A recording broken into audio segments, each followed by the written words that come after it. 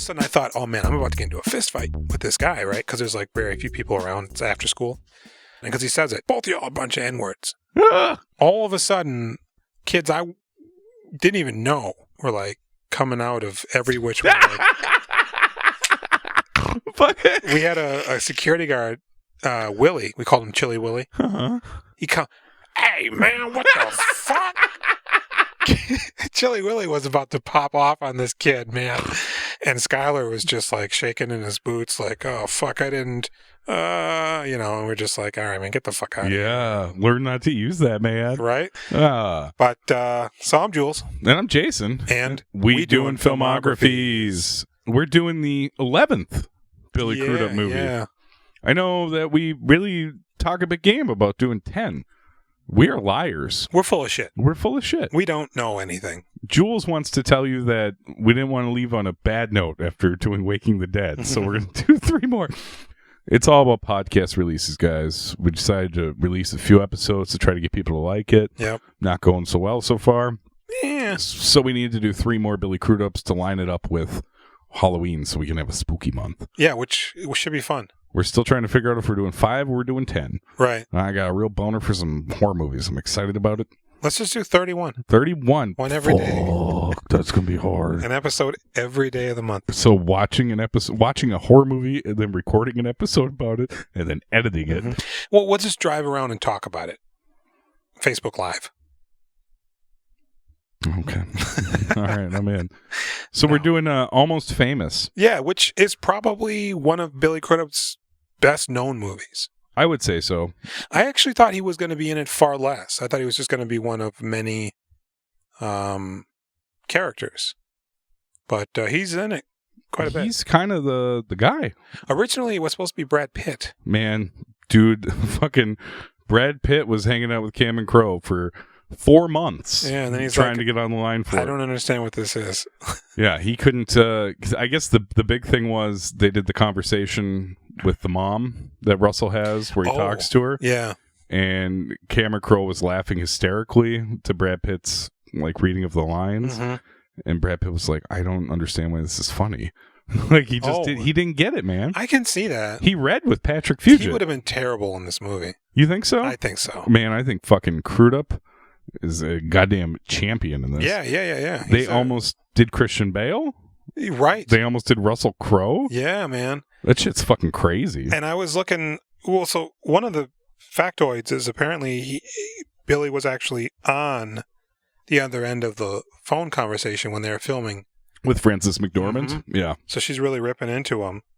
And they know each other.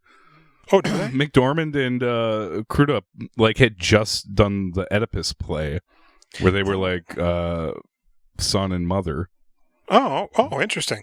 Right. I think that Cameron Crowe said that there was a little bit of sexual tension between them during that phone conversation. And they're like, well, we just did this play for... And I know we don't normally do this, but I was all about Frances McDormand in this movie, boy. You think she's hot? Yeah. I love her in this movie. Especially like the scene the red dress in the car earlier where she's like, you can do all these extra things with these extra years, travel, and she's doing like facial stuff. I was like, God bless you. No, I'm down. She looks great. So I did see the laundry list of women that were up for the role of Penny Lane. So much. Some of this list is a collection of it, but I don't even think this includes all of them. But Sarah Polley was the number one person that was going to be in it. Brad Pitt, Sarah Polley. Mm-hmm. She backed out to do her own movie. I think so. She was getting panicked. She was going to be pigeonholed. Mm-hmm. I guess Cameron Crowe never found it directly from her, like why, but that was the vibe he was getting. Yeah, so it was Christina Applegate, Selma Blair, Saffron Burrows, Jennifer Connelly. I bet you Billy was lobbying for that. Penelope Cruz, again. Another Billy. That's a terrible choice. It would have been awful. Awful. Yeah. Cameron Diaz, that probably would have worked. Yeah, I'd be done with that. Eliza Dushku, some of these people just feel like they were way too young. I mean, the characters... Cameron Diaz would be too old, I think. Probably. Because Penny Lane's supposed to be like 16. 16, yeah. Charlotte Gainsbourg. Jenny Garth. Yeah. That would have been weird. Natasha Henstridge, like Fresh off Species. Mila Jovovich, that could have worked. Jordan Ladd, I don't know her. Kelly MacDonald. Thandaway Newton. Yeah. Thandy back then. Thandiwe? I don't know. I don't know. Gwyneth Paltrow. That would have been awful. Franco Potente. That would have been awful. Laura Prepon. Winona Ryder. Tori Spelling. Liv Wooden Block Tyler. Rachel Weisz. Peter Wilson. And oddly enough, Catherine Zeta-Jones. Catherine Zeta-Jones, interesting. Also, Chloe Sevigny. Yes. Selma Blair. I got that one. Oh, did you? Julie Bowen. He wanted Julie Bowen from Modern Family, and she said no. And also, did you say Claire Danes? Isn't Julie Bowen in Inventing the Abbots? The girl at the party? Oh, shoot. Am I getting them mixed up again? Is that Julie Bowen? Man, who is the lady from Modern Family? Because I think I had the exact same thing. Is it Rita from Dexter? That's who Julie Bowen is? Let me see here. Oh, you're right. I'm wrong. Okay. Yeah, you're right. I'm wrong. Kirsten Dunst? Yeah. Christina Ricci. Christina Ricci. Yeah, I mean, it's like Kirsten Dunst would have been. Most of these people would have been awful. You don't think Dunst would have been good? I don't. Well, Dunst is kind of a powerhouse now. Maybe. When was this? 2000? 2000. Yeah. 2000 on the dot. Maybe. She eventually does Elizabethtown. Right. For Cameron Crowe. Yeah, with Orlando Bloom. It's supposed to be awful. That's what I hear. I think this is the last good movie Cameron Crowe might have made, dude. That's quite possible. Did he do Jerry Maguire? Yeah, that was his movie right before that. This is his that afforded him the blank check that got Almost Famous made. Yeah, they said normally a movie spends about $1 million on the soundtrack. 3.5? Yeah, dude. That's crazy. It's amazing. It's a solid block of music. He got I mean, I think he really achieved his vision with this. I think in one of the trivia it says he approached Steven Spielberg with the script. Steven read it in it was like a 178-page script. Mm-hmm. He read it in like a weekend. And he called him back and he said, film every ounce of this script. And we're going to get you John Toll. Yeah. To be your director of cinematography. Is that the person who, yeah. Who knows? Let me tell you, I have also been boning up on my trivia. I mean, a lot of the trivia is just, whatever. I like on it. IMDb. Yeah. But some of it covers it's just user entries, and so it's like, well, they already discussed that. Natalie Portman was involved with this at some point too. Oh, but I don't know if she's supposed to be Penny Lane or if she's supposed to be the sister. Kate Hudson was originally cast as the sister. Oh, and then when Polly dropped out, they moved her over to Penny Lane. Now, did you watch the bootleg? Yeah. Okay, because so I watched the 2-hour and 41-minute version. There was a scene cut that had William Mawpather as a bartender in it. Oh. Who was Big Dick from the Running Without Limits. Yeah. Running Without Limits? And Kyle Gass was in I watched that whole sequence from which is something that Patrick Fugit was like, it was really funny, it was really good. And I could see why the scene is there because it built up a little tension between Crudup and Jason Lee where they fight a little bit. Yeah. But it's a pretty obnoxious and lame sequence where Kyle Gass is got his eyes closed, he's smoking a joint, and he's talking real slow. I'm here with still water. And then he falls asleep. Doing his Kyle Gass. And they start swearing and getting down to the nitty gritty. Yeah. And then he wakes up. Well, so also Jon Favreau and Jack Black both auditioned for the role of Lester Bangs. Oh, really? Yeah. Man. As soon as I heard the Hoffman voice in the beginning, he's so fucking good, dude. I was like, yes. He's doing a thing in this movie. He is channeling Lester Bangs. They said that he was listening to Lester Bangs interviews in between takes. Oh. And he got real irritated with Cameron Crowe because he would always play music before the take to get people in the mood. And he's like, what makes you think that the music you're playing is better than the music in my head? Right. It sounds like Philip Seymour Hoffman's a little bit of a dick, but he's a master, dude. I would allow that. He reminds me of the character from Hard 8 at the crap table. Oh, sure, the asshole. Yeah. Yeah. Just evolved. Yeah. He's so fucking good in this. I love it. He's got the flu during this, I think. That's what they said. Too. He only had a couple days to shoot. Yeah. And he was fucked up. But boy, because, man, it's like a real, genuine character. Yeah. Everybody is fully formed in this movie. This movie, I was like, not like, I don't want to watch this going in. Yeah. But at the same time, I kind of just felt like I knew what it was going to be. Sure. And to some extent, there was a little bit of that, but man, it's a really good movie. It's fantastic. This is one of my favorite movies. It's a movie. You don't see a movie like this. Not the kind of movie, but just the wall-to-wall actors. Oh, yeah. Everybody, like Jimmy Fallon, fucking the Australian dude who plays their manager. Noah Taylor, who I like a lot. Apparently, they said he stayed in character. Yeah, during all the takes. Yeah. And at one point was like refusing to do something. Cameron Crowe was being obnoxious about something. They were doing some scene numerous amounts of time. And eventually he was like, I'm done. Yeah. And then I guess when they were doing the tiny dance, it may have been the tiny dancer scene. It could be. They spent 2 days on that. Well, because they said that they had to lower the main actor's vocals because he was so terrible. Patrick Fugit. That it was like distracting. Yeah. Man. It's a fine scene. I don't know. It's not like... Oh, I think it's... No, it works. Yeah. It's a way to not talk about the elephant in the room. Yeah. But to forgive and to apologize through camaraderie. So you've never seen this movie? Did you never have any interest in it? No, I think it's one of those movies like I wasn't interested in it. There was one scene that I'm pretty sure I had. I think I may have seen the LSD scene. Sure, the I'm a Golden God. Something, yeah, and something, because it's one of those movies, right? It's like you see small snippets of it. It's seminal. It's like, but I don't know. I just wasn't. I think I don't like Cameron Crowe that much. Yeah, I don't think I thought that I loved him because I love this movie. Mm-hmm. But yeah, I don't feel that way about any of his other films at all. Because there's a line where Billy Crudup, they're like, "Hey, aren't you this guy?" And he's like, "Only on my best days" or something. Yeah. Apparently, that when Cameron Crowe was with John Cusack at a bar, a woman comes up and she's like, "Hey, aren't you Lloyd Dobler?" And Cusack just goes, "Yeah, on my best days." So Cameron Crowe put that in the movie.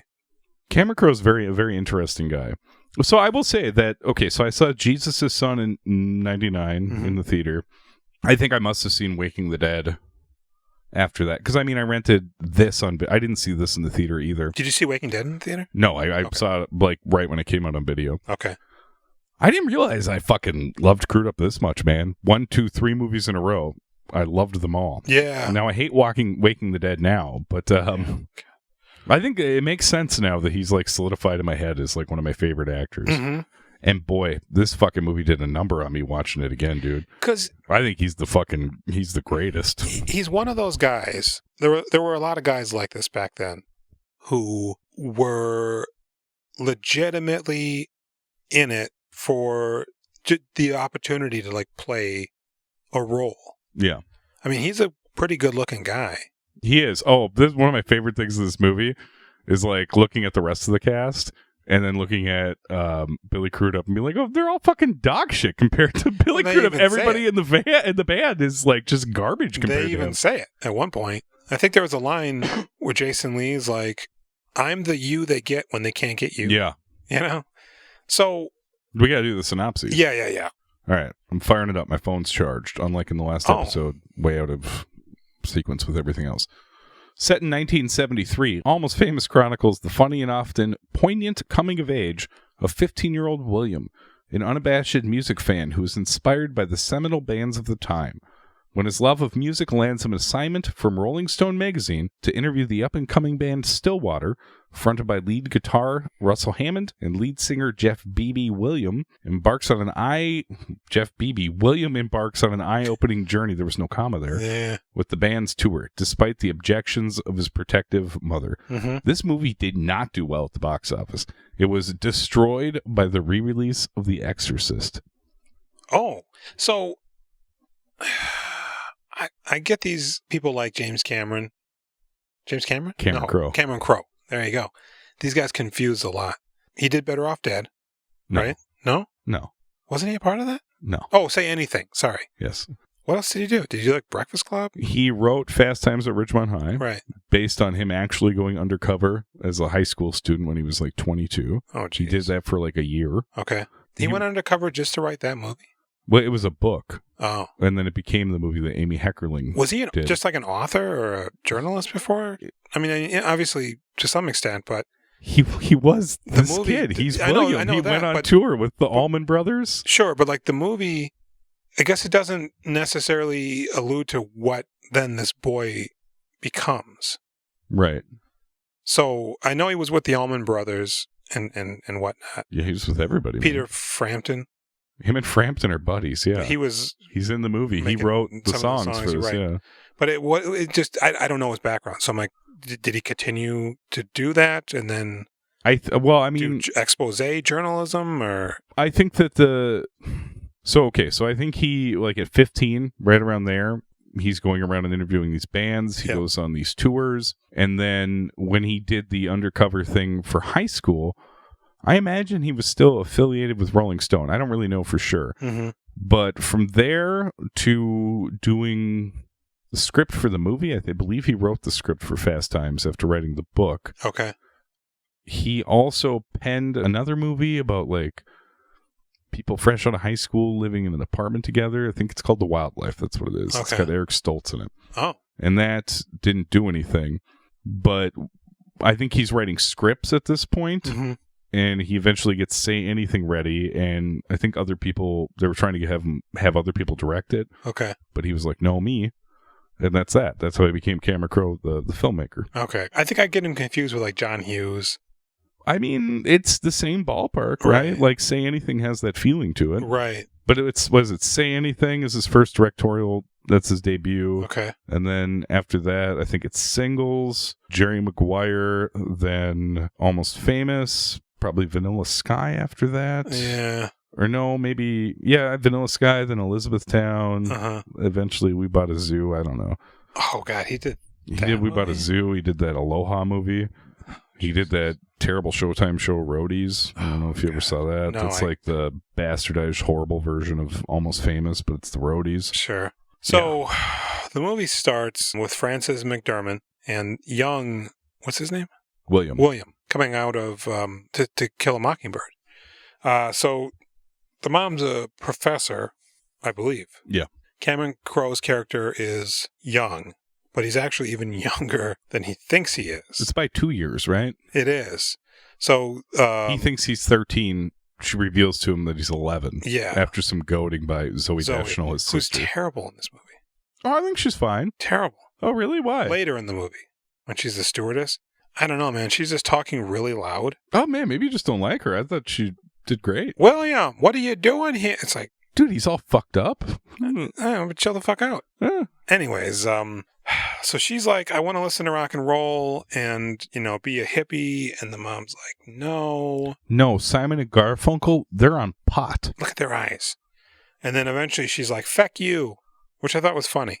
Yeah. Because I was like, what did she say? Can't swear in that house, I guess. And then I'm like, this is California, right? They're not in the Midwest. So sister storms out of the house. She's like, I'm moving leaving. away. Yeah, I'm leaving with James Marsden. It's not James Marsden. Is it? No, It it's looks some like other him. guy. In the extended cut, there's another scene that's pretty good later. I'll mention With him. Stairway to Heaven that's not in it. Oh, is that... Originally, I heard there's a scene that you're supposed to play your own copy of it to that. Yeah, there's a watermark that you're supposed to use as the sign to turn on. Oh, I didn't even notice that. Yeah, because they gave them rights to, I think, 3 or 4 of their songs, but not Stairway. That's weird. They're like, no. Yeah, they don't let that one out. They don't, except for Guitar Hero. So she leaves, and she leaves him a bag full of records that he's supposed to listen to Tommy while lighting a candle. And it'll show him his future. Yeah. And she says, someday you will be cool. Which is a lie. Very much so. Nah, he's pretty cool, though. Well, Philip Seymour Hoffman even says, we're not cool guys. I really liked that scene. I've met you. You're not cool. Yeah, we're not cool. Oh, thank you for picking up tonight. He's like, I'm not cool. I'm not going anywhere. So she reveals that he's 11 when he thinks he's 13. 12, but he's in the grade where he should be when he's 13. Yeah. because she skipped 5th grade and another grade. Well, I think she put him in kindergarten early because she taught him all the preschool he skipped stuff. 5th, and she put him in kindergarten when he was 5 instead of 6. So Zoe's gone. Pretty much from there, he's now the age he'll be through the rest of this movie. Yeah, except for it takes so long that he eventually has a growth spurt and he looks a bit more grown up by the end of the movie. Oh. Now, in the extended version, we get a couple extra scenes. You get him in gym class showering afterwards, and all the kids coming over and laughing at him because he has no pubes. Oh. And he's like, I did have them, but I shaved them. And they're like, all right, you're cool. Oh, okay. Because they mentioned that in the car. She's like, you're just going to have to wait for puberty a little bit longer or something. So maybe that was... I think it's directly after that. And then there's another sequence where like people are being cool to him on campus. They're like, hey, like people are fiving him. And he's like, what's going on here? And then he like walks by the school sign and I can't remember what it says, but it's like he's too young to fuck or something like that. It calls him out by name on the sign. So people are straight up bullying him. People do not like him when he makes that comment, but everybody hating him at school. It's true. Yes, it's true. Yeah. So he has apparently been writing for a local paper. Yeah, I wondered if he was writing for a school, but a local paper makes sense. He's sending him to Lester Bangs at Cream. Right. We see Lester on a tirade in a radio station. With that lady, yeah. And he's looking at him through the window, just like, oh man, he's so cool. The fucking hero is here. I can't believe he's here in my town. Right. And then they meet up, and he's like, so you're that boy sending me the, whatever. Yeah. Which, man, to live in that time, right? You could just do things. You could just contact this guy and then meet him and then effectively start writing for him. He didn't meet him because he was writing to him. He met him because he fucking staked him out at that you don't think he... They didn't schedule a meetup. I think he like hovered and waited for him. Okay, because they didn't really... I guess in the extended version that I watched, there's more scenes of them like walking together and Philip Seymour Hoffman kind of being a dick to him a little bit. Okay. And then they... hang out. Because in the regular version, you see him in the thing, and then they're just walking next to each other up the street. And he's like, so you're the boy who's been writing to me. Kind of felt like, to me, that this was like arranged or Nah, man. something. Nah, he's following him after the thing. Just like he was, following the bands. Sure. So they get some lunch, and he's like, Philip Seymour Hoffman's taking a shining to him because he's like, he realizes this kid isn't full of shit. Yeah. And he's like, I tell you what, I'll give you $35. You give me 1,000 words on Black Sabbath. Mm-hmm. Apparently they're playing there. Yeah. So then his mom's dropping him off at the concert. I like this. She goes, if you're lost, I'll be here at 11. If you're lost, do the family whistle. Yeah. Right? And then he gets out of the car and she goes, don't do drugs. She says, I love you. Yeah. It's like a panicky. Yeah. She's scared. He's growing up, right before her eyes. Yeah, so she basically is raising them like vegetarian or vegan, and they can't listen to music or do certain things. I think it's just specifically rock music. She does not appreciate rock music. She thinks it's a hustle to take their money and their innocence. Sure. And I mean, she's slightly overbearing and doting, but she's great. She's not. She's a very good mother. It's not like Carrie's mom. Right. She's doing her best. She's a single mom, I guess. His father died when heart he was attack. like 8. Right. So he beelines to the loading dock area. Yeah. Backstage and buzzes. He's like, hey, I'm here with Cream magazine. You're not on the list. Yeah. Tries 3 times and that guy is ready to fuck him up. Go back up with the groupies. Yeah. So he's like, what? One more time he knocks on the door. What do I do when I get up to the top of the ramp? Get the fuck out of here. So the girls are laughing at him the whole time. So he goes up there, and I don't remember which one is up there. It's Bijou Phillips. Bijou Phillips. She doesn't appear. Well, I have got a tale for that in just a minute. It's Bijou Phillips and Kate Hudson. Eventually, Kate comes over. She's like, this is Penny Lane.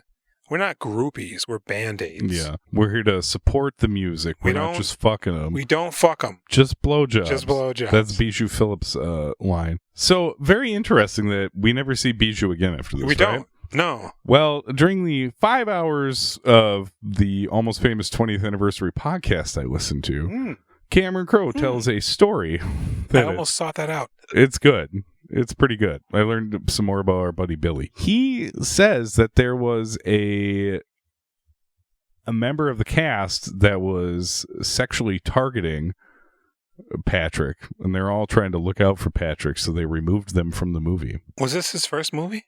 I think so. He was just doing plays before this. And I think actually they said that his audition tape got lost. Okay. So Cameron Crowe never saw it. Cameron Crowe? Cameron Crowe, yeah. He never saw it, but then eventually he got a chance to do it or whatever. That's interesting. So she was fucking horn dogging on this guy. Yeah. And I think he is like 15 in this. He tells a story about like Bijou trying to lure him out to come party with some of the other cast members, and like he didn't really want to go, so he like asked his mom, and his mom's like, put her on the phone. She's like, what are you guys gonna do tonight? She's like, going to get ice cream. She's like, no, he'll see you tomorrow. Crazy. Yeah. So then they canned her? She got fired. I mean, listen, speculation. Right. They said they fired a member of the cast. Bijou Phillips, in the beginning, seems like she would be through the whole movie as one of the groupies. Yeah. She is not. Because then Fairuza Balk comes in. Well, I think Fairuza Balk's already there. Yeah. That's right. I think they just straight up did away with the character. I don't think they did any recasting. What's her name? Anna Paquin, is she there already? She might be one I think she's in the beginning. Yeah, you're right. So a car pulls in, and Fairuza Balk is in it. Mm-hmm. She's like, yo, girls. And she opens up the door. I got passes. And they all run down, and the fucking dickhead, he's like, not him. We'll try to get you in. I believe them. I think they would have tried to get him in. Yeah, big time. These ladies are great. They are. And so then a bus pulls up, and it's Stillwater gets out. Hell yeah. Billy Crudup, Jason Lee, and 3 other guys. There's one of the bassist who actually has a pretty good scene in the extended cut. I believe I'm not sure if I'm getting his name right, but Mark Kozalik of the Red House Painters. Yeah, Kozalik. Yeah, whatever. I heard a couple of Red House Painters songs when I went to college. Yeah, and they were pretty good. KVSC.com. Mm-hmm. Go there. .org. Go back in time and listen to Jason. Go back. This is Shoop, and you listen to KVSC St. Cloud. Shoop. 88 point. I don't even remember the fucking anything about it. Yeah, fuck it. So they're like, what does he say? Like, hey, I'm with Cream magazine, and they're like, oh, the enemy. Fuck you, dweeb. And they aren't that mean, but they're like, oh man, I love your guitar solo. He lists them name by name, tells them each thing he likes about them. Right, and then he's like, fuck it, man, I love your song, I'm getting out of here. And they're walking away, and he goes, hey, get back here. You're rolling with us. And say more nice things about us. Yeah, the bouncer's like, no way, man. And they're like, fuck off. And they run into some guy named Red. Based off a real roadie. Okay, I would assume. Cameron Crowe met. Red's like one of the more standout, like, well, this seems bad. Yeah. He seems like bad, but do not hang out with Red, but no. He's fine. Hey, brother. Yeah, right? He seems like a real fake character, but I bet you he's really designed to a T to be whoever Cameron Crowe met, who I think his name was Red Dog or something like that. And the band really takes a shining to him. Yeah. He's got his tape recorder going, and Jason Lee is just espousing all sorts of fucking nonsense. Idiotic. Rock's music changes the world, man, and it's the fucking you get the buzz, man. You get what's the buzz, And Billy Crudup's just like, whatever, kind of amused. So then they're like, well, we're going to go play now. And is that when they bring him into the huddle? Does that happen already? I don't know. Get on my back for a piggyback ride. It might. Because that performance is Harry Dog? What is it? Fever Dog video. Fever Dog. Which, when they were like, oh yeah, and then Cameron Crowe directed the video for them. Yeah. I'm like, oh, that'll be interesting. Is it just scenes from the movie? Yeah, it's just literally the movie in sepia. Okay. With a little extended play. Because apparently Peter Frampton taught Billy Crudup how to play the guitar. It took a long while. And the guys jammed together multiple hours. 4 nights a week. 4 hours. 4 hours a 6 night. nights a week. Yeah. For 5 weeks or some shit. Dude. Was that really Jason Lee singing? No, I think his voice sucked and they replaced it. Okay. Because Cameron Crowe, his wife, and Peter Frampton wrote the music. He's married to Nancy Wilson of Heart, or he was. Is that the Beach Boys' sister? What? I don't. Brian Wilson? Because Nancy Wilson? Yeah. Oh, I don't think so. Probably not. I think pretty much all the songs suck except for "Hey, you had to be there," and that's only because that's the only part you hear of it, really. Well, and so Stillwater, there was really a band named Stillwater. That has nothing to do with this movie. No. They just wanted the name. You're right, and they actually showed him the script or something, and they were like, "Sure, yeah, all right." Whatever. So they play the song, and then they're like, well, hey, man, come to wherever we're going next. But I think LA. we missed the point where Russell Hammond sees Penny Lane earlier. Oh, sure. He introduces them. Because Penny's talking to the boy. She goes, I got you your pass. She's like, how old are you? And he's like, I'm 17. She goes, yeah, me too. I'm 16. Oh, yeah, me too. Yeah, me too. I'm actually 15. Right. And she's like, Oh, okay. Well. And then he goes, oh, Russell, hey, meet Penny. And they shake hands, and they're just, like, locked in together. And he's like, what the heck's going on Then here? you get a lot of soulful looks between the two of them. Mm-hmm. Man, Crudup does some good eye acting in this movie. He's so casual.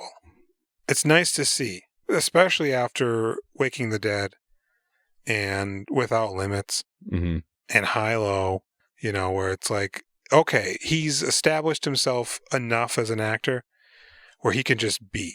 Yeah. You know, and it's great. I think I figured out the cheekbones, by the way. Okay. I think it's running. I think he keeps himself super slim by running. You think I think he burns off every ounce of body fat by running every day. You think he was a running enthusiast, and that's how he landed Without Limits? I don't know. Or do you think he landed Without Limits and then continued to run? Well, he has nice cheekbones basically from, I don't know, from Grind, Bo. I'd say he was starving. Yeah. A starving actor. I feel like he's a runner, man. Because he later on in like one of the titles for a video interview of his is like he likes to run. It was like a quick 3-word descriptor of Billy Crudup, and I was like, that's it, dude, for sure. I like run. To have those cheekbones, this motherfucker's running all over the place. Yeah, and also the great mystery of Billy Crudup not being a giant star. He doesn't want to be. Mm-hmm. They all talk about this in the podcast. It's mentioned like he's. No interest in that. That's what I mean when I said, like, you saw this back then? Mm-hmm. Especially with some good-looking guys. Because you look at a guy like Chris Pratt, right? Yeah. Parks and Rec. He's just some doofus. Somehow manages to land a couple of roles here and there. I mean, not somehow. Star-Lord. Doesn't say Stardust. Yeah. And then just becomes a product of the Hollywood machine. Yeah, he ruined everything. He gets ripped. Now he's just a meatball jackman and every fucking stupid movie. He had it figured out perfectly in Guardians of the Galaxy, which I think is, has nothing to do with him. But like he went from comedic, funny, doughy guy everybody knows and would hang out with. And then he does Guardians of the Galaxy, and you're like, oh man, he's funny. There's a lot of sadness inside him. You're really rooting for him. But he's got a little bit of the action star. And he's like, nah, man, I'm thinking action star. Tomorrow War? I'm thinking, Terminal List? I'm not going to be funny, and I'm going to be a badass. Like, not just not funny, but like smarmy as all fuck. Yeah. Like those Lost World movies. Yeah, they're god-awful. I enjoyed the first one. They're brain dead. I mean, to some extent, yes. But I think those specifically fall victim to just lousy characters and basically just doing what came before. Yeah, I have not seen the two after that because they're increasingly awful. But that first one, dude, when the Tyrannosaurus fights the other evil dinosaur in the Jurassic World. One? Yeah, dude, I was clapping. Yeah. I was clapping when the Tyrannosaurus came out and attacked him. I was like, this is great. This is the greatest thing I've ever seen. I thought the scene with the boys in the ball. Yeah. That was like the boys in the ball. Yeah, that's some classic Jurassic Park shit. Fun and possible death. Yes. Yeah, but like, oh, we're making weapon. It's like, this is just Jurassic Park 3, and I don't care for it. So yeah, you'd have guys that were journeymen almost, like Hoffman. Mm-hmm. Not to say that he was like, I mean, he wasn't like, blisteringly hot or anything. Not at all, dude. He's not going to be. He's a fine-looking guy, but he could just. I would say he's a little on the ugly side. I love Philip Seymour Hoffman. He's kind of an ugly guy. I guess I don't know. I mean, I say this as an ugly guy, as like a slightly below average looking person. Yeah. It was just the time for fucking character actors that sort of still exist, but and not to bash on a guy like, let's say, like Taylor Lautner. Okay. Right, but as much as I think he might want to be an actor, yeah, he still just looks. Yeah, he's a terrible actor. Even like a Robert Pattinson. Where's he he's going with done this? Good shit, but at the same time, I don't think he's good looking at all. You don't think Pattinson's good looking? At all. Oh. At all. I don't think he's the most beautiful man in the world. I think he's got a good look about him. I don't. Especially in the Batman. I think. What about in Tenet? When like No, not at all. The sort of like, is it Cillian Murphy? Cillian Murphy. You don't Murphy? think he's handsome? No, not at all. Oh, really? He's got dead eyes, man. He's got scary eyes. I don't know if I'd classify him as dead. Yeah. Intense. I just don't like the way he looks. Okay. What's wrong with men these days? Yeah. Where are all the single men? I guess we better head down to Bandini's. So anyways, they invite him to go to L.A. Mm-hmm. And he's like, hey, tell Penny Lane to come with you. And he does. And then they're leaving the venue, and I love it because you can hear the mom whistling Oh, in the background. And he knows it. He's what? Oh, what? Mom's she's here. like, hey, let's go to Morocco together. Right. And I guess this was him breaking character and actually asking her to say it again. Yeah. But Cameron Crowe thought it was nice and it worked, so he left it in. Where he's like, say it. Ask me again. Mm-hmm. So he's smitten now. He loves Penny Lane. Yep. Who, Kate Hudson, she's cute. Right, I guess. She's all right. But she's actually a really good actor. Yeah. She does some really good stuff in this movie. She really does. So she's like, all right, well, I'll see you in L.A. or whatever. And then sure enough, they're in L.A. Well, we cut to his mom saying, no, right. more than 4 days, which made me laugh my ass off. Right. I mean, kudos for, being straight with her. Yeah. Right, not just running away. I thought he was going to run away. Yeah. She owes him, though, man. She owes him for those years. She told him he could do whatever he wanted with those years. Yep. He's almost graduating. He's going to be a lawyer. Yeah. Anyways, which I don't know if that was a real aspect of... Could be. Right. So, he gallivants off with Penny Lane to L.A. and the band sort of adopts him. Is this where we get into the Continental Hyatt House, the Riot House? Is that where they are in L.A. when they drive up? I think where so. Nick Swartzen's there? You're right, because Bowie's there. This is the extended version. This is... So, when you watch the regular version, you just see Nick Swartzen go, oh my God, it's Bowie! It's Bowie! Right away? Yeah, okay. There's 40 seconds of him talking like a normal person about something and then losing his shit when he sees Bowie. It's vintage Bowie, I mean, the new stuff, Ziggy Stardust is good, but it's mass media, It's hamburgers for the apocalypse.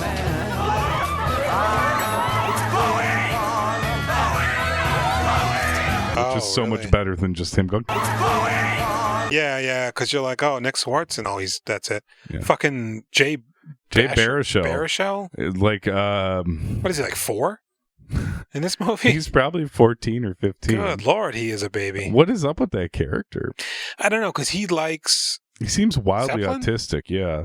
What is that character? It's a weird environment. Yeah. Where you have these adult musicians. This looks fun, though. Wouldn't you like to hang out in this lobby? That's the lobby of the fucking hotel. Well, and then they go up into the hotel. Yeah. And Jay's just blah, blah, blah, blah, blah, blah, blah. And then they pass a open door, and there's a singer and a lady. Yeah, and they're singing a nice song. And that's an ode to a real musician. Yeah, I don't remember who it was. I don't either. But they asked whomever wrote the song to write it like that guy. Yeah. I don't know. Some guy. That almost feels like a scene out of The Shining. Because passing by open doors and really witnessing something. He's like just peeping in on them, and then they're like completely oblivious, and then homegirl comes and grabs them, and so then we don't see Jay again for quite some time. Maybe in the version you watched. I think just towards the end you see him again. You see him briefly. I think you spend a little more time with him, but nothing really explains that weird thing he's doing. So they're at the hotel. God, I just watched this a few hours ago. And he's just in there while they're playing music and chilling. There's a bunch of people in the hotel room. She comes in announcing and then herself. Russell and her start doing the eyes a bunch. Yeah. This scene. It's not earlier. And Anna Paquin is like, so now this is step 1, where they pretend like they don't see each other. And then step 2 is blah, blah, blah. And he's like, well, I got to get in there. And she's like, no, William. And then they leave and go bang in the ice room. Yeah. Maybe her coat covers the window. She's like, I need to get some ice, and then no, it's stretched out in the extended version. Okay, it's hard to say what happens. There's a conversation. It's real awkward, and then start railing. I honestly don't. Is this where Billy Crudup gets electrocuted? I mean, I don't know, man. I watched the 3-hour version. Everything was stretched out so hard because we don't see a lot of their performance after this. So they're doing their show. Billy grabs the mic. I can't imagine that that's this soon, is it? I'm pretty sure my timeline's messed up because I'm going to the radio station with Kyle Gass. Right. None of that's in here. Do we have conversations with Philip Seymour Hoffman? When does he talk to him? And he's I think at some point in here, Gene, the editor of the Rolling Stone. Oh, Ben Fong Torres? Ben Fong Torres. Gene? I'm thinking of Gene Park, who's a journalist I just got hip to. Okay. Ben Fong Torres, who's played by an actor that I like. He was in Continuum. He's a Canadian actor. I don't know this guy. Sometimes I wondered if this is the only thing he'd ever been in. No, he's been in a few Canadian productions. Twitch mostly. City? Probably. So he's like, hey, this might be before he goes to L.A., or is it after? Because he's at home.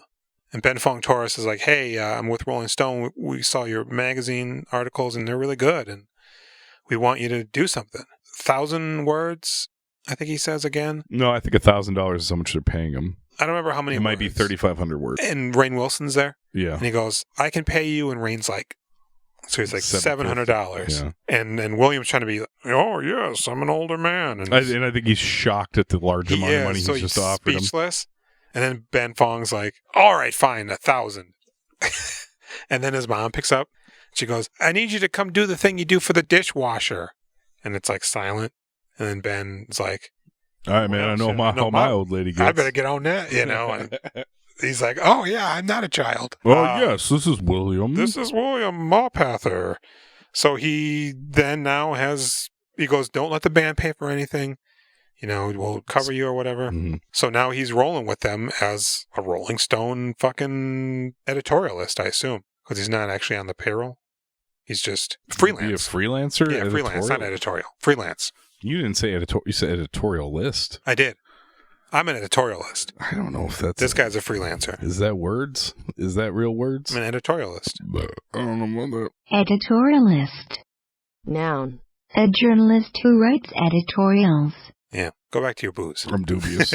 We're seeing him with the band. Billy Crudup gets electrocuted when he grabs the mic, which apparently really happened to a guitarist and he died. Yeah, there's two incidences. It's Les Harvey, guitarist for Stone the Crows. Killed grabbing a microphone that wasn't grounded in 1972. But also Ace Frehley of Kiss was severely electrocuted on stage. That's why his tongue's so long. That is the other guy. Yeah, Gene Simmons. So Billy's fucked up. And they stop the show, and they're like, we're getting out of here, man. And here comes Mark Maron. Right? I'm like, oh, that sounds like Mark Maron. That can't be Mark Maron. It sure is. Yeah, it's Mark Maron. That's why if you listen to WTF, he says, I don't think he says that. No, he says, lock the gates. They're like, we're leaving. And he's like, fuck, no, you're not. You're only on for a few minutes. You didn't give me my 45 or whatever. And they're like, fuck you, dude. And Australian dude's doing like kung fu. Yeah, no, Taylor. It's really stretched out in the extended version, man. And then it's so stupid. So they get on the bus and they're driving out, and they blow through the gates. And he's following him on a golf. Yeah, that's pretty funny. And he's like, lock the gates, and they fly through, and he goes, you owe me a gate. And they get out of there, and so now a lot of the movie from here on out is William trying to get his interview. All of them in general, but specifically Billy. And every time he tries, he's banging on Kate Hudson, or it's just not. He's straight up avoiding him, hardcore. Yeah. Everybody else he's able to interview. No, but even Jeff Beebe's like, yes, please. Yeah. I will talk to you as much as you want. Right. And we see some things with his mom. She calls Firuza Balk, and she's real like, look, ma'am, we're trying to be as careful and watchful over your son, and he's a good boy. I'm the maid, by the way, she says. We see him with Kate Hudson, who's trying to show him the ropes a little bit, but she's caught up with Billy Crudup, who we find out is married. And he even pulls him aside. I don't think he's married. He says, some of us are married, some of us has girlfriends, some of us are married. I don't think he's married. That's not his wife? No, I feel like Jeff Beebe, Jason Lee's character, might be married, but because Kate Hudson even says later when she, I could be wrong here. Are you sure about this? Because I'll believe you. Well, I don't know, because later Kate Hudson's like, I know I'm not supposed to go to New York. Yeah, because his ex-wife, girlfriend, or whatever is going to be there. So I thought it was just his longtime girlfriend, but yeah, it seems like it's easier to get out of that if that isn't what you want, which it doesn't seem like it's what he wants. No, this, Jenny and I were talking about this while we were watching it. Kate Hudson's his vacation. He likes her, he's into her, but that's his vacation. It doesn't come into his real life. Likes his other woman? I think so. Enough to, I don't know, man, because it's weird, because when... That other lady's a woman, True. Kate's more like a girl. She's a groupie. Absolutely. She's 16. Cool. She's locked into them as a band, but that other lady's like a woman with a personality that's doing her own thing. they come together. Sure, because when we first see her in New York, God, I keep forgetting the fucking manager's name. The Australian guy. His name's Noah Taylor. Noah Taylor. Yeah. I don't remember his name in the movie. No. He even runs like a pass interference on her. Yeah. Before she can go to Billy. It almost seems like, I don't know, like they're shielding him from her. Because he goes up to her and he's like, oh, hey, so, I don't know, Billy can get his shit together, or I don't know. And then Jason Lee jumps in, which you find out later is sort of maybe indicative of him getting in on her too at this point. Kate Hudson? No, the wife. Whatever. The girlfriend, yeah. Who I don't recognize from anything. She's cute, but I don't recognize her one bit. At all. So, I mean, we're just seeing them being around, right? There's a fight because they bring in the band's first T-shirts. Yeah. And it's the 4 band members. Billy Crudup's in the forefront. Yep, and you can see him just fine. Just fine. And everybody else is like behind blurry. the shadow, yeah. Yeah. And Jason Lee flips out. Because there's actually a moment earlier when they're at a party where he says, some of us have wives and shit. Yeah. Be careful what you write. Where he even says, as we get a little bit more successful and we get a little bit more money and responsibility, it's harder for me to leave this band, even though I'm better than this band. Mm-hmm. Right? Like they've gotten a taste of... Is Jason Lee saying that? Billy's saying that. Okay. Yeah, he's like, they're getting a taste of these things, but we're not a great band, basically. And I don't want to just leave them because then they'll not be able to continue to live this lifestyle or whatever. He's very full of himself. Yeah, he's a real cock. But at the same time, he's the magnetic man in the band. Right. And so the T-shirt fiasco happens, and Jason Lee's just like, fuck, man. And I'm supposed to be the front guy. We agreed to this. And Noah Taylor's like, it's a printing press issue. Fuck, the label fucked up. The shirts are gone, Gone, man. Yeah. And Billy puts one over a chair and be like, look, I mean, whatever, dude. Like, and he's like, you think you're hot shit, I'm the sexy one or whatever. And they all storm off. And Billy's like, hey, William, come with me. And he grabs the shirt and puts it in his bag. There's a reveal later on in the extended cut that his duffel bag that you see him carrying is full of things he's been stealing the whole time. Oh, that's awesome. From all the hotel rooms. Oh, that's awesome. And somebody's like, why are you? He's like, every single night I thought I was going to go home, and I just never go home. Right. So he's got stuff from like all the hotels. That's amazing. It's great. Could you imagine being 15, traveling with, that's all I fantasized about after seeing this movie. Band, and not just like covering them, like you're rolling with it. Yeah, you're like the 6th member of the band. And not just that, but the biggest music magazine in the nation is paying you to do this. This is the fantasy, man. I was 18 when I watched this. It's like, the stuff like this kind of happens a little bit these days, but it's all like in a different format. Instagram and, fucking whatever, man. So they leave the venue. I don't know if it's before. It must be after the show. Yeah, the T-shirt reveal, the fight, I am leaving. And he's like, from now on, only real people, man. God.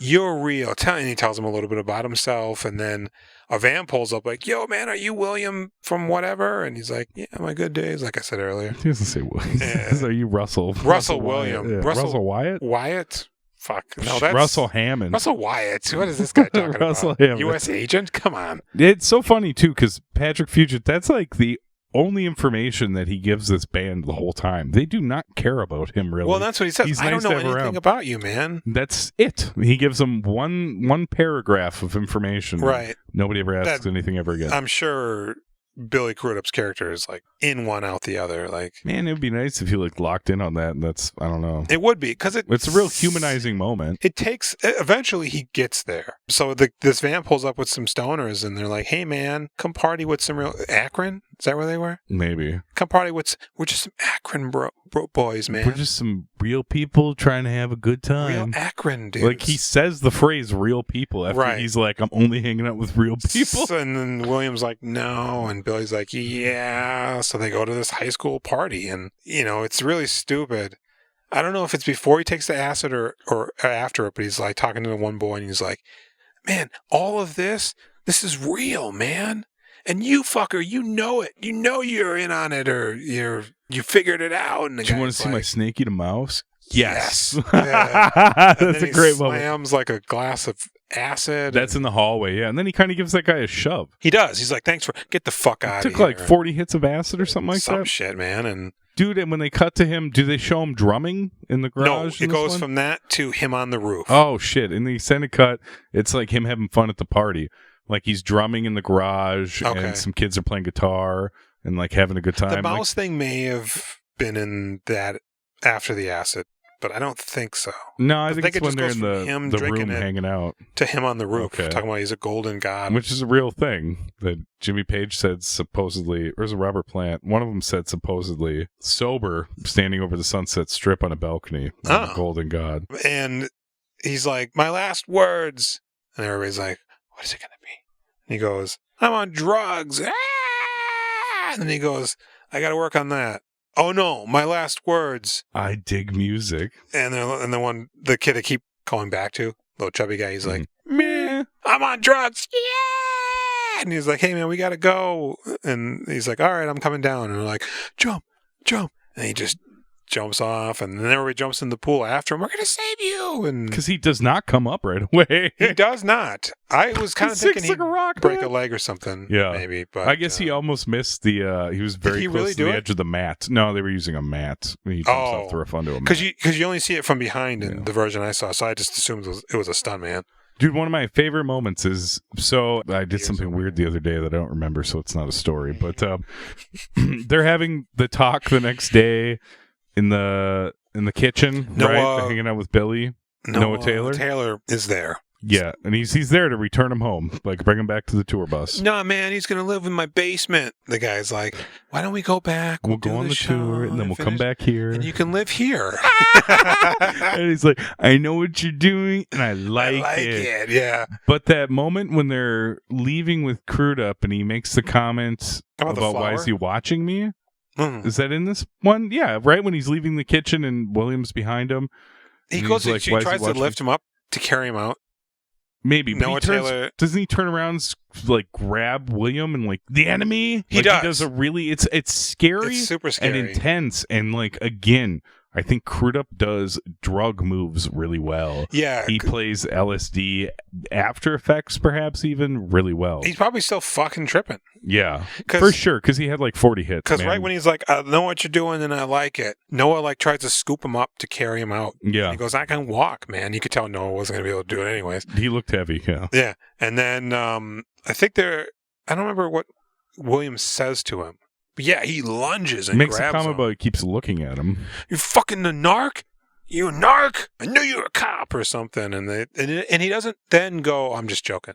No, it's a drug thing. He's scared. He leaves. Yeah. He goes outside, he fucking picks a flower and damages it. I hurt the flower. Did you? That is really good. Yeah, so they get him on the bus, and Noah turns to the crowd like Richard Nixon, like, thank you all. Have a good night. We'll see you in 1974. Some shit. So now they're on the bus and they're driving, and it's really awkward because of the band fight, and Billy's been missing for a few hours. He's fucked up. He's been electrocuted. He's taken all this acid. I guess the electrocution was not recently, but... And apparently, and they're playing Tiny Dancer. It seems like it's just a soundtrack, but apparently they're listening to it on the bus. Well, I think that's a nice move that they made there. You know, where we could hear it nice and clean, and then they start singing with it. And the drummer starts patting on his feet with his sticks. And that didn't cut off the recording or anything when the mouse fell, right? No. Was that what fell? Yeah, it's on the floor. Oh, yeah. And then I think the bass player starts singing, and then Kate Hudson gets in on it, and then slowly everybody's in on it. I don't think we've met Jimmy Fallon yet. Yeah, when does he come in? Your manager needs a manager. Slightly later. Yeah. Maybe we're right after this. So now Billy's in on it, and they're all singing, and they love each other again. Mm-hmm. And they're doing some shows. He's pining for Kate Hudson. And by the way, they shot this movie in chronological order. So by the time that the Golden God speech comes along, William Patrick Fugit is taller than Billy Crudup at this point, and Crudup has to stand on apple boxes. Oh, interesting. To be taller in the movie. They did say his voice broke. Yeah. While he was making this. He done got bigger. He did. Boy, it's really hard to parse out the specifics in some of this, but eventually they take his virginity, Fairuza Balk and all of them? Yeah. No, not all. I mean, not Kate Hudson. No. He's with Kate Hudson, and he's like, I don't even know your real name. And she's like, nobody does. So then all of a sudden they burst into the room, Fairuza Balk, Anna Paquin, and a third character. And they're like, it's time for you to stop being, because they call him Opie. It's time for you to stop being Opie. And they take him into the bedroom and they start removing his clothes. And Kate Hudson kind of comes out of whatever room they were in, and she's watching them prance around him. And the flower. Yeah, they're doing this whole light as a feather, stiff as a board. And William's making eye contact with Kate Hudson, and you're frozen in time. You have a look on your face like you want to say something. Oh, that's funny because I do. I think you said this came out of nowhere. In the extended cut, I like going, in the extended cut, those ladies are sitting around bored and a little horny. That's how it eventually develops into they do to say flower we're to flower. bored. They're like watching TV and being like, well, he's kind of hot on the TV. And eventually it's like, oh, that boy is here. Yeah, because they even say later on, like, if we weren't bored, none of this would have happened or whatever. So he's looking at Kate Hudson kind of like, I want you. And she's like, have fun, and leaves. So he has sex with at least Fairuza Balk. He has sex with all of them for sure. I would hope so. Yeah. I would hope he had a real Keith Gordon moment. I think you see one of them going right down to his dick at the end, right? Yeah. As soon as Kate Hudson leaves, she's maybe the pack attack going for a Mac attack. And this is a real thing. This happened to Cameron Crowe. I hope so. He lost his virginity with groupies. Yeah. He then wakes up. There's a phone call the next morning, and it's Ben Torres. Oh, Ben, yeah. Ben Fong Torres. Ben Fong Torres. Where's this guy? We're looking for him. And she's like, oh, yeah, here he is. Because he also talked to Philip Seymour Hoffman. Ben's fucking on my dick. I don't know what to do. I don't have anything coherent. It's a think piece. Tell him it's a think piece about a band. And he's a middling laughing. band, yeah. And he tells that to Ben. He's got it written on his hand. But Philip Seymour Hoffman is like so proud of himself, like he's cheated the system when he comes up with exactly the bullshit that's going to work for Rolling Stone because he knows it's going to work. Because he knows Ben Fong He's like, Torres. And so Ben's pissed a little bit, and he tells him that, and he goes, all right. And it works. Totally works. But then one of the other girls wakes up. Yeah, and she's like, I want some coffee. Shh. Get a hold of yourself, man. Right. You're not there to be one of them. So he's like, don't worry, man. I got it. And the whole time he's also like ditching his mom, and he's not going to make it home for one test. And so eventually he's on the phone with his mom. I mean, we see him a couple of times, like with the psych clairvoyant, and I'll stay in your room. And oh, yeah. I love you, and he can't hear her or whatever. So he's on the phone, and Billy Crudup gets on the phone, and he's just trying to be like a smart aleck. Yeah. And just charming. He's used to coasting by on charm. Right. And she even says, I know what you're doing, and it's not working. Yeah. And she's like, he's 15. She's the fucking best. In that moment when he finds out how young he is. And nobody knows he's that young. No, except for Kate, but maybe she thinks he's fooling. Yeah. And you could tell he looks back like, this motherfucker. This is a little boy. And she fucking rips into him and puts him in his place. There's still hope for you to make something with of yourself. Yep. That's a fucking cut and deep line. Yeah, and you can tell it cut him deep. And he goes, man, your mom really fucked with my head, man. Your mom really freaked me out. That's the exact same line that Eric Stone Street of Modern Family delivers at the hotel in the beginning when the Patrick Fugit gets there and he's like, I have some messages from your mother. Yeah. She really freaked me out. Don't do drugs. Yeah. And this might be the point where we meet Jimmy Fallon. The manager comes in, the Australian guy, Taylor Lautner or whatever. Noah Taylor. Danny Embling from Flirting and The Year My Voice Broke. I think he's also teenage actor. The Dark Knight Rises? Is he? Maybe. So he comes in like, look, the record label wants to hire like a professional. And they're like, dude, you're cool, man. We've been with you. Hang on. Don't worry about it. So fucking Jimmy Fallon comes in. Who I always thought sucked when I watched this movie. In the extended cut, I feel like they give you a lot more Fallon. Okay. And I liked him this time around. But I just thought he was terrible in this. Yeah, it's hard. I was hard pressed to determine how old he was at this point. He felt too young for this role. I assume he's like close to 30, but playing like 40. This should have been like a Cole Meany. Oh, yeah? You know, just a real sleazebag old guy. Yeah. But you know, Cameron Crowe loved Jimmy Fallon and wanted him in this. Originally, another SNL guy, Will Forte was also in the running, but Crowe just loved Jimmy Fallon. Another dude who seems much older than he appears. Well, he's older now. And now. I caught up to him finally. So Fallon's like, well, they're like, what can you do for us, man? And he's like, well, I'll tell you what. When you fucking got electrocuted and you guys left, you broke a contract, we could have sued them if you would have fucking let me handle it. And I brought a plane. And you're not touring on a bus anymore. You effectively drove a long distance and paid them to electrocute you. Basically, that was a good line. Your manager needs a manager. Yes. You're getting charged for the ice under the floorboards at an arena. Yeah, an arena. He's got a good spiel. He's like, you guys are hot now. This is as hot as you're going to be. Mm-hmm. You need to add more dates. Yep. And we're going to need a plane to do that. Yes. But we got fuck the bus.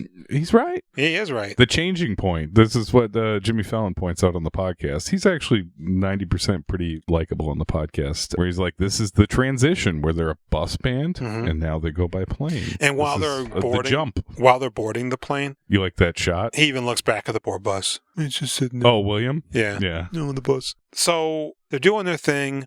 At some point, they're playing a brand of poker they devised that you can play no matter how fucked up you are, with like a dude from, I don't know, Alice Cooper's band or some shit. Mm-hmm. Mitch Hedberg's there as a roadie who I don't think has any lines. Red Dog's there. Smoking weed. And they say, it's good because we got it from Crosby? Oh, sure. David Crosby? This is where, is Frampton there? Peter Frampton's there playing one of the roadies? Yeah. So they're basically like, all right, I tell you what, winner gives me $50 and a case of beer, and you can take the Band-Aids with you. Yep, with Miss Penny Lane. You cool with that, Billy? Oh, he's getting soft. And he's like, oh, yeah, I'm cool. Yeah. And William's like, oh, could you? Because, I mean, it's not really even a trade. They're just getting rid of her before there's a problem. Basically. Because they're almost there. When they get to New York, she cannot be there. Yeah. Because Billy Crudup's whatever is going to be there. And so whoever wins, and then we see her with William, and he's a little weird, and she's like, are you like upset that me and Billy can't be together or something? Yeah, whatever. And she's kind of harping on him a little bit. Oh, Fairuza Balk's This is at the birthday barbecue. Aren't they throwing a party for her? I don't know. They're just outside in this version. I feel like it's her birthday barbecue. They're literally just walking between buses outside. Oh. There's no indication, I don't think, of... Is this where he reveals to her what just happened? So eventually he's like, he just pawned you off for $50 and a case of beer. I was there. Yeah, and then she starts to shed a tear. And she has a real incredible moment where, trying to be a champ, she's like, what kind of beer? And they let it linger while the tear goes down her delicate face. Goldie Hawn's daughter, by the way. I don't know if you knew that. What the fuck? That's So we jump to New York, basically, at this point. Are we at the dinner? We meet the girlfriend or whatever out front of the hotel, Jay Baruchel. And he drops the information as to where Penny Lane's here, and they're at the hotel under this name. It's all happening. And he leaves. Do you think he's supposed to be autistic? Like, what is that performance? I just think he's so enraptured by Led Zeppelin, but he's got that fucking Rain Man thing going where he's like, well, that's just Jay Baruchel. Man, I fucking love Jay Baruchel. That is not, any of his characters do not act like that. I mean, that's kind of how he is in like the World-Ending movie and a little bit in Goon. He's not, dude, I am a huge fan. I have watched Undeclared several times. I've seen, he doesn't act like that. That is, he's doing not like a Rain Man thing. But thereafter, no. He's all like, hey, like in the 40-Year-Old Virgin, is he in that? Yeah, a little bit. He's got a very bit part. Whatever. He's very much like, I just think he's a child in this. No, he's doing like a Rain Man thing. Well, to each their own. Okay. Well, I'm sure we have at least a You're few the listeners expert on the spectrum. And I'm sorry. Please watch this movie and tell me what he is doing. I don't know. It seems odd that he just pops up and then just leaves. Can I tweet him? Yeah. Can we call him right now? Yeah. Is his number somewhere? Yeah. What if we could? I don't know. I mean, no, not to disparage. I just got the impression that it was young Jay Bucharest. No, he's so straight. All right, I'm hooked on it too much, but he's doing something very odd. It's not. I don't know. Penny Lane is not supposed to be there. No. But she is. God damn it. I hate like when she was there, I was like, what are you doing? Get the fuck out of there. What business do you have of it here? Big being time. here? Because it's like, dude just told you what's up. Yeah. Right? So we see the girlfriend, Noah Baumbach, goes up and like, hey, and then Noah Taylor. and then Jason Lee shoots over, kisses her on the cheek, like, hey, welcome, girl. And then they're up inside this hotel or whatever in like a dining area, and they're all jib-jabbing, and Penny Lane's all off in the distance. Just keeps making eyes at fucking Billy. Yep, big time. And the wife, it's so obvious she's like, what's happening. what is this broad's problem? Who is she? Who's she with? And both most people at the table, she's with me. With me. So Noah gets up and goes over to her, and he's like, you gotta get the fuck out of here. You don't tell me to leave. And it's super uncomfortable. Billy's really putting it out there, what's going on his face. But I don't know if the woman picks up on it or not. For sure. He thinks she does. Yeah. But she's not grilling him.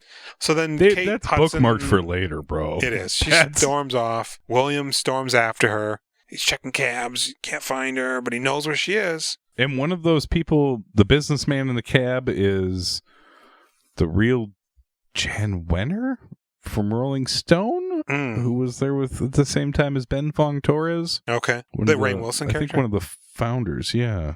Not the dude who calls him later. Not Ben Fong. No, because another guy calls. This is the blank of Rolling Stone. Oh, I think it is that guy, yeah. That guy? Not Rainn Wilson, yeah, that guy. Who also looked like the guy that James Marsden. James Marsden? James Marsden died in 1992. Really? Yeah. Well, who's the guy that was in No. X-Men? You're confused. Oh, well, whatever. So he finds her at the hotel, and she's just obliterated. Mm-hmm. Kate Hudson. Yeah. Goldie Hawn's daughter. Blasted. Just shit-faced. Quaaludes. It turns out she popped a bunch of ludes.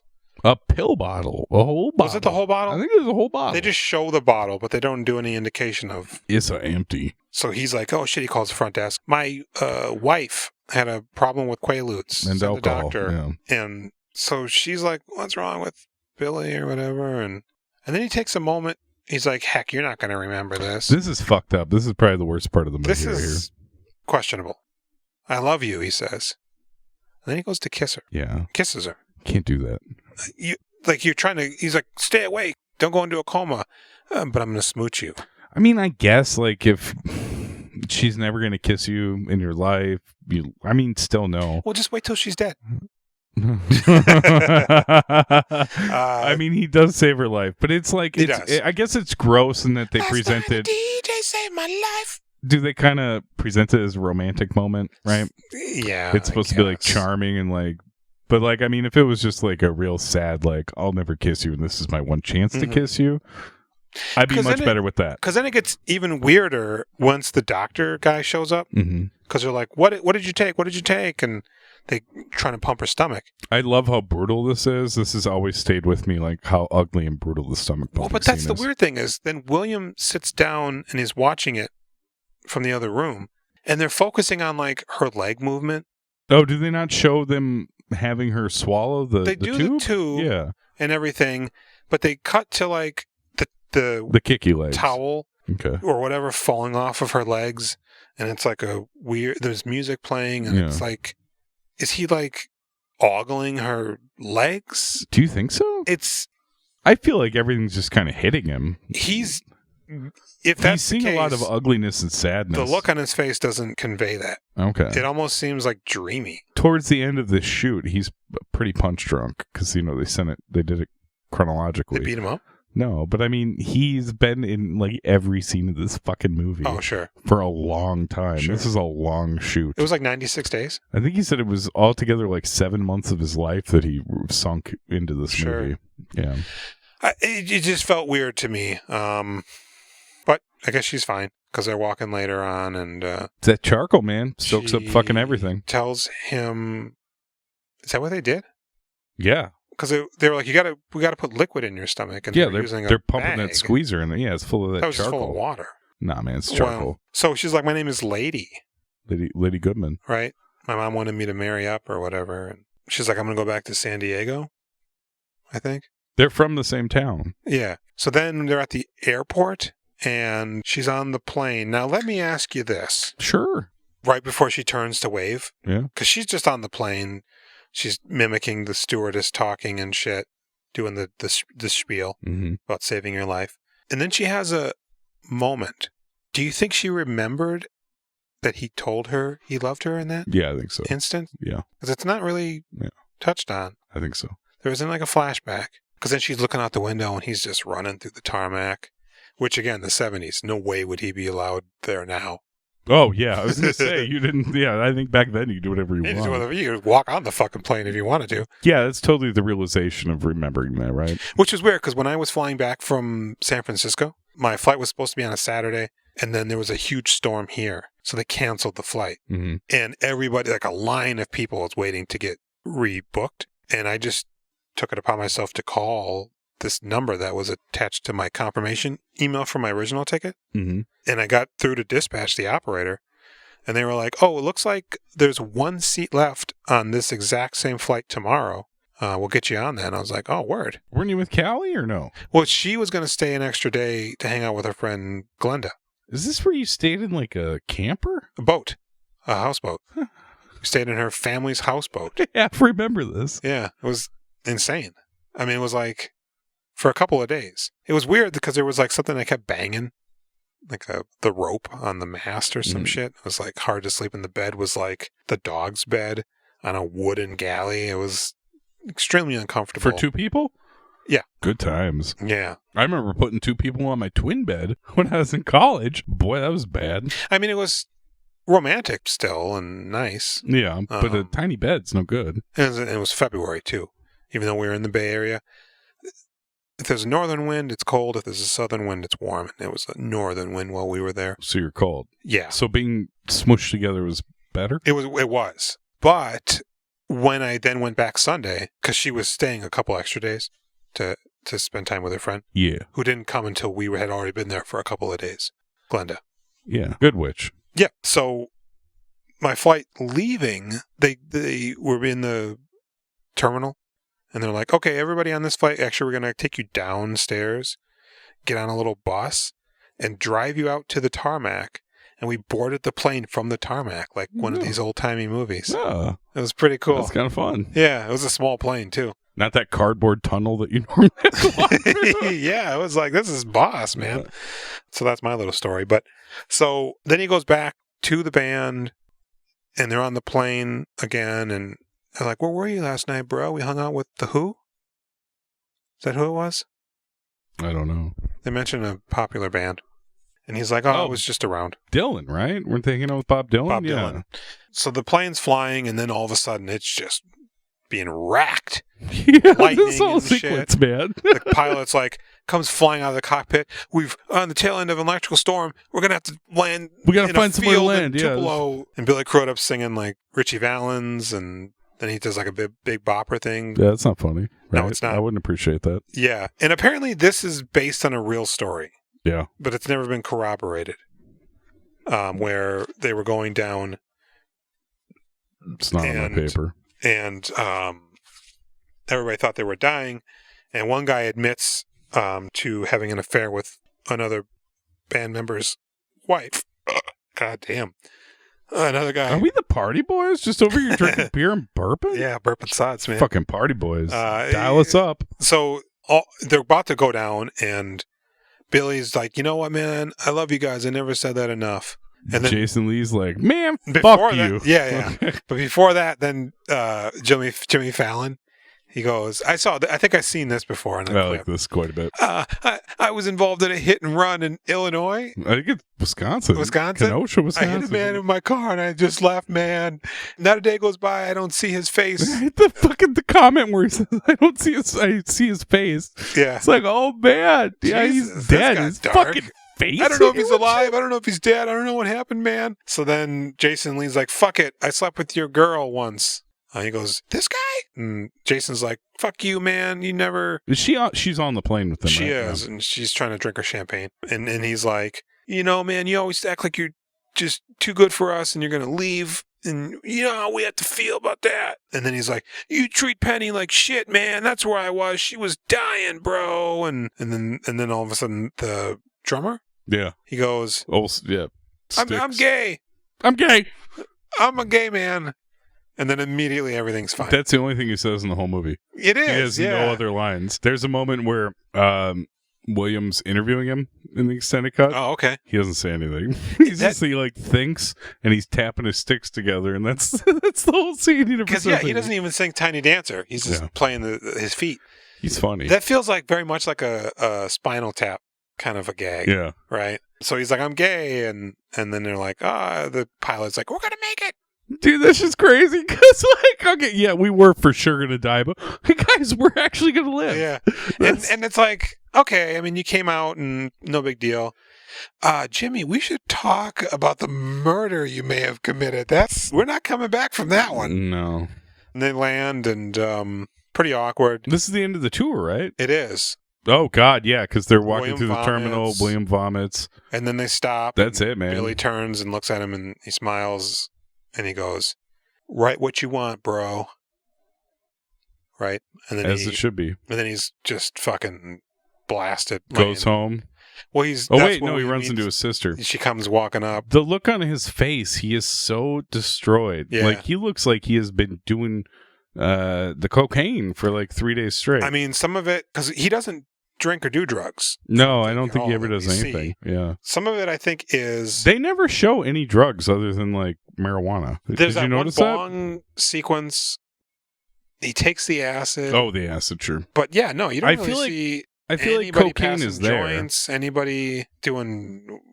There's that moment where he's trying to get the interview with Russell. Mm-hmm. He's like, I'm in too truthful of a mood. That sounds like a cocaine thing. That could have been a cocaine thing. I don't think they don't touch on that, though. No, they don't. Kind of a wholesome movie, a little bit, even though there's... To some extent. Tits and drugs and alienation. Is that Kate Hudson? Yeah, they show her boobies. Those boobs, because I'm like, I think that's her. Yeah. But then when I was reading trivia, they said, there was a moment that wasn't in the script. We were just being loose. And... She says she flashes her boobs. Oh, really? No, dude, that's her. And with then her. She's not wearing a shirt, right? She's just a coat on, yeah. And then Cameron Crowe is like, hey, by the way, I don't know if you noticed this, but your boobs were in here. And he showed it to her. And it should be. What do you think? And she sat on it for like a week. And then she's like, yeah, you know what? Just it put looks it in good. there, like, it's not like, I mean, it's not really sleazy. It's a nice moment. So Zoe's just yelling at William uncontrollably in ADR at that. She's like, what do you want to do, bro? We could finally hang. And we can go wherever you want. And then they go home. Yep. She repairs her relationship with her mom. It's really tender. Oh, Mom goes into... Oh, what were you going to say? Well, I was going to say, we never did talk about the extra scene with her boyfriend that comes back.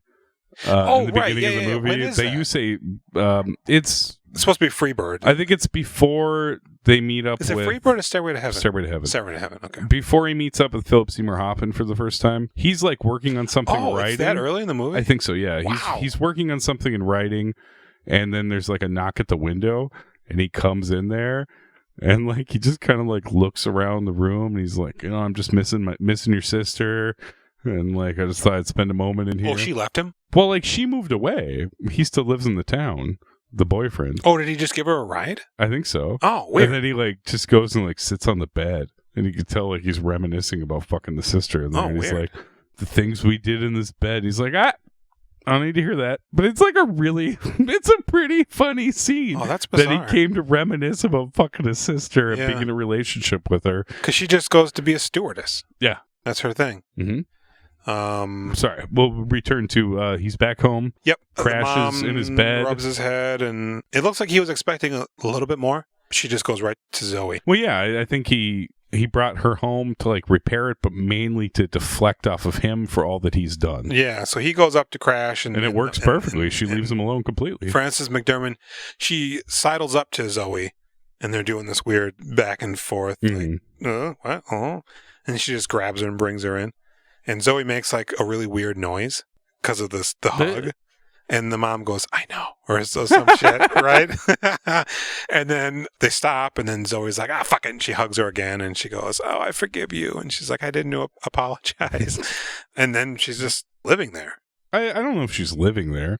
Is it immediately I think it's, the next day? Yeah, it's like her leave. Okay. Because she does say, I'll catch the red line back, or The red eye? Probably the red eye, not the red line. Planes, yeah. It's a bike. But So then Billy... he has the No. He's on the last night of the show, the tour that he's there. Oh, yeah. He's supposed to send his notes to Rolling Stone. Oh, boy. Yeah, we skipped a whole bunch. And apparently he does. We don't see that. I mean, They explain the machine. There's a new machine. And 1 page, 18 minutes. Yeah. But then they're like holding his notes at the end.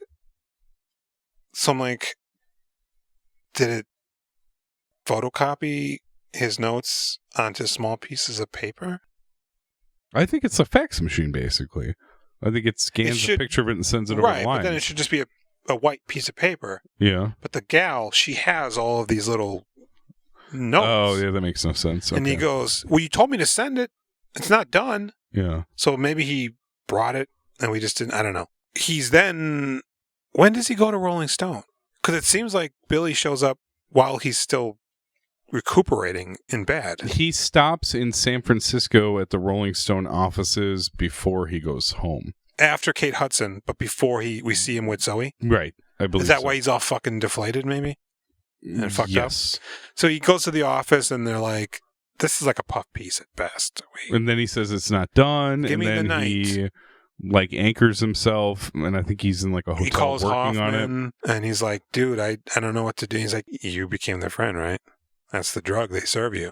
Dude, one of my biggest laughs in this movie is when they're having the talk and he's like, don't be the friend, blah, blah, blah. And he's like, what are you listening to? And he's like, I'm listening to Stillwater. He hangs up on him. Yeah. That's so fucking hard. Yeah. William can't do what he says. So he turns in a solid article. And they're like, whoa, man. He almost died in a plane crash. And when does... Yeah, I guess this timeline confuses me too. Because seems he... After him and Zoe meet up, it seems like it's where it should be. Then when Billy shows up, it feels like he's still crashing from when he came home. He is. So I just don't know. When did he write the article and when did they... So they accuse him of making up the whole thing. Right. They're like, we got to fact check. And so they call the band. And then we see the band lounging about outside the bus. And they find out. Jason Lee's like, you believe this fucker? And they deny it all. Well, so at first, I'm shocked. Because at first, they're like, oh, man, we can't write all this shit. And Billy's like, who cares, man? You like how we got all this straight until the very end, and we're like, I don't know when. It's a very loosey-goosey movie. When do the magazine get mad at him? Yeah. So then she comes back, like, they denied all of it. This guy's a liar. They treat him like shit. It's sad. And Ben's walking out, and he goes, Ben, believe me. And he just... I died for your sins. Yeah. So then Billy is feeling like shit, and he calls Kate Hudson, and he's like, look, we should just say the things we never got to say, and yeah, I'll come to you this time, and what's your address? And I didn't catch on this at first. I'm like, why doesn't she know her own address? She's grabbing her book, and she gives him the address. And then he shows up, and Frances McDermott opens the door, like, can I help you? And he's like, oh, I'm Billy Crudup. And she's like, oh, yeah, come on in. Right. And then she's like, that's my daughter, Zoe Deschanel. She's very loud. And he goes, where is she? Anita? And she goes, well, she's right there, pointing at Zoe. And he goes, I'm sorry, where am I? That was a good line.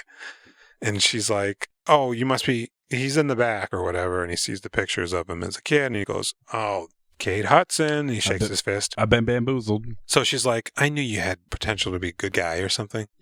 He likes you or whatever. And so he goes into the bedroom, and William's all passed out. And it's funny that you mentioned that thing about the knapsack, because it kind of feels like he's got some of that stuff strewn about. I'm sure he does, dude. Ice buckets and phone books. There's like a weird anything. Pill bottle or something. And it's like that. So that probably the Quaalude bottle. Yeah, right. And so Billy Crudup's like, hey, man, I wanted to be with her. You wanted to be with her. She wanted us to be together. And I'm sorry about it or whatever. I called the magazine and corroborated all your shit. And so what do you want to do, bro? And he grabs his recorder and he's like, let's get this interview, motherfucker. This is it, right? This is the end of the movie? It is. It's a very abrupt ending. Yeah. He's like, so what do you love about music? Can I say the discrepancy between...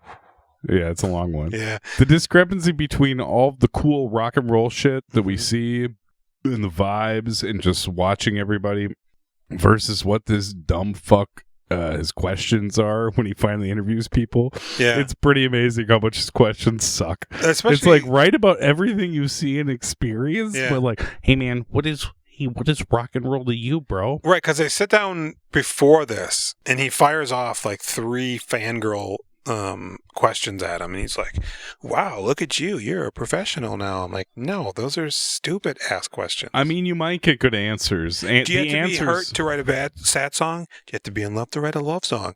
Who's this love song about? It's like, I mean, it all depends on what the answers you are get. Like the questions, you don't even need. You can keep your questions a secret in your article that you're writing. Sure. Nobody needs to see them. You can just use the quotes. sure. But yeah, they fucking suck. So then he's like, all right, I'll give you your interview, and I love everything about it. Mm-hmm. And then it ends. Yeah. Now, in my version, it just goes to black for an extended period of time.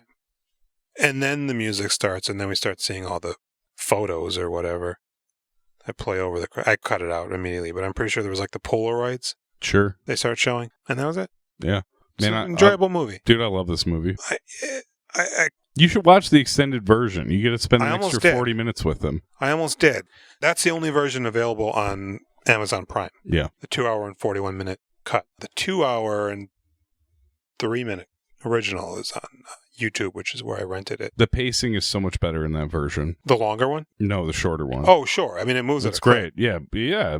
The extended one, Mm-hmm. fucking long. But it's worth it. Ultimately, if you've already seen it, I wouldn't recommend it if you haven't seen it. Yeah, I guess I don't really know. I mean, that Nick Swartzen bit sounds like it would have probably been kind of painful. Painful? Yeah, where you're like, he's talking for like 40 minutes and then... No, he's like 30 seconds. So they Oh. set him up as a character who's talking like a normal person and like really getting into something. He's talking to somebody like, oh, and then, Bowie! Oh, yeah. He like fangirls out. So Sure. it's like it's a funny transition from like a normal together person and fucking nuts in his pants the second he sees Bowie. And Yeah, that does sound okay. yeah, this is a great movie. I liked it quite a bit, actually. I think Crudup is fucking amazing in this. Yeah. I think he's really, really, really good. Everybody's super great. This movie's firing on all cylinders. Yeah, Philip Seymour Hoffman. It's I so nice to see him hate again. Jason Lee. Oh, really? I hate him. Okay, yeah, I do. I'm not super into him as the lead singer, but In small kind of. doses, he's fine. But in here, he's... I don't mean in this. I mean in general. I hate him. But I like him thought in he was fine in Mallrats. I like him in Chasing Amy. I like him in My Name is Earl. Ugh. I do find him to be a bit of a weak point, and this is the lead singer. I liked him in Skate 3. Is that a skateboarding video from when he was a skateboard? It's a skateboarding video game. Oh, He okay. plays a coach Okay. character. Hey, it's me, Jason Lee. Actually, I don't like him in there. Yeah, this movie's pretty good, man. I mean, it holds up. You know, there's nothing like super cringe about it in hindsight. I mean, there's a few things here and there that aren't necessarily great. It's a little questionable that, you know, Billy Crudup's probably in his 20s and he's sexing with a 16-year-old. I mean, when he... They all are. I mean, if we want to get realistic with the timeline, I think he's probably like 30, 31 when he filmed this movie. Sure, but like his character, how old do you think he I don't is? know. He's probably, in his late 20s, 30 maybe. Yeah. They're not young men. I mean, they're young. He's loosely not young based men. off of Glenn Fry from the Eagles. Yeah. I like this movie. Yeah. You know, I'd probably give it. I'm gonna give it a 7. Fuck, dude. I'm gonna give this movie I'm gonna be honest. I'm giving it a 10. There you go. It's one of my favorite movies of all time. Is that right? 10. You and Jesus' son and this, huh? I didn't realize how much I love Billy Crudup until we started doing this. I forgot that Almost Famous was really top tier for me. I really like this movie. It's a solid movie, I'll tell you. Do you want to know my score for Billy? Yeah. 10. Oh, okay. Yep. Yeah, you know. He's so goddamn magnetic and handsome. Yeah. And I buy him as this guitarist. I find him, I really like this elusive character he has. Man, everybody's like fucking triple layered in this and interesting. Man. I love all the characters so much. Double 10, huh? That's insane. 10-10. I give the movie a 7. I'd give his performance, I'm going to give him a 9. Yeah. It's probably my favorite performance of everything we've watched. Dude, it just like his eyes. Which isn't fair, because a lot of it's, piddly-paddly here and there. Yeah. And Jesus' son, but, and, Without Limits and all that crap. So it's not really a fair comparison, but he really, man, he came into it on this one. Dude, that attack when he's still on acid and he goes after Patrick Fugit, that's a fucking powerhouse performance. I love that fucking moment. Mm-hmm. Like his detached, strung out's not quite the right word, mm-hmm. but on the acid, the post-acid time on the bus, mm-hmm. when they start doing Tiny Dancer, the way he looks, those looks he's giving Kate Hudson. Yeah. Like that, yeah. The very first scene where Jason Lee's doing his interview. Mm-hmm. And those two are looking back and forth. Mm-hmm. It's amazing. He's so good. He's doing a lot of good stuff. The phone scene with him and Frances McDormand. So good. Where he starts like cocksure up here. Yep. And then he's just she says, "Fuck you, get real." And he's like, "Oh, boy, nobody ever calls me on my shit." Yeah, he's shook to his core. I have no power over you, Frances McDormand. Mm-hmm. And you think she's hot as hell. I'm down. That sounds cool. I would leave my wife for her. Yeah. I'm not even married. Well, all right. We're going to be her girlfriend. Yeah, I mean, not now. Oh. Because she's married grandmother now. Cohen? Oh. 2000, yeah. Frances McDormand? Yeah. Okay. Even Blood Simple, now that I think about it. Sure. She's very attractive, but that's just youth. Yeah. In this. Well, I think we talked about a lot of the beauty of youth recently in these podcasts. That are probably not relevant to anybody because we are doing these out of order. And even like Fairuza Balk. I found her actually not very good in this. I was not into her character. It's weird. Now that you mention it, I didn't really think about this till now. When she's running after the bus. Yeah. Relaying the pillar. Yeah, like what? That's like way too broad. But even her first appearance, was like, puts her arms up. I'm like, I guess. I don't think I've ever heard anybody talk like this in my life, but okay. I suppose. Or I kind of like the bit at the end where she's like, look at these groupies now. Yeah. Talks no self-respect. They eat all the steak. Also, Anna Paquin, I'm not super sold on. I like her some of the time. She's fine in here. Yeah. She's just... The groupies are the weakest. Yeah. Because I'm not necessarily into what they're doing. Well, and I mean, they're just not... They've got more facets than you might expect. Yeah. But it's still pretty surface level. Yeah.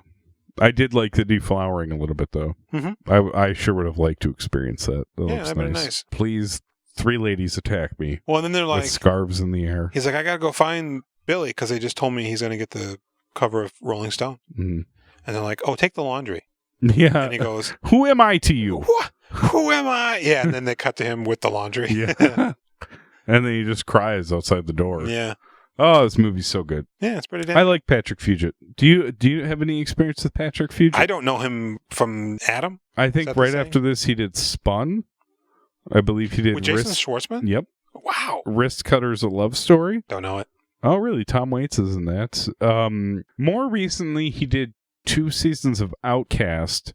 That's the other comic by Robert Kirkman who did The Walking Dead. Oh. And that show, I watched it for a handful of episodes and was into it. It got canceled, though. I wasn't really sure what was going on in that thing.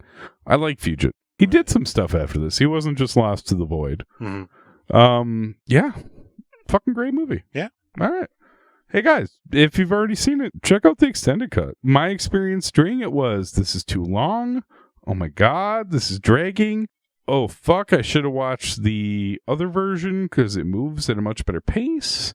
And then the last half hour I said, I'm so glad I spent this extra time with these people. Mm-hmm. I've never seen these scenes. It's nice to spend more time with Patrick Fugit and Billy Crudup. Mm-hmm. And then this really cemented Billy Crudup in my mind as... fantastic. Yeah.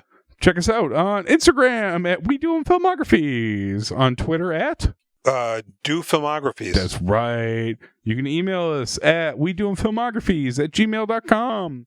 Hit up that YouTube at We Doing Filmographies. Fuck yeah, we are. We're doing the shit out of them. Next week, we're going to do World Traveler.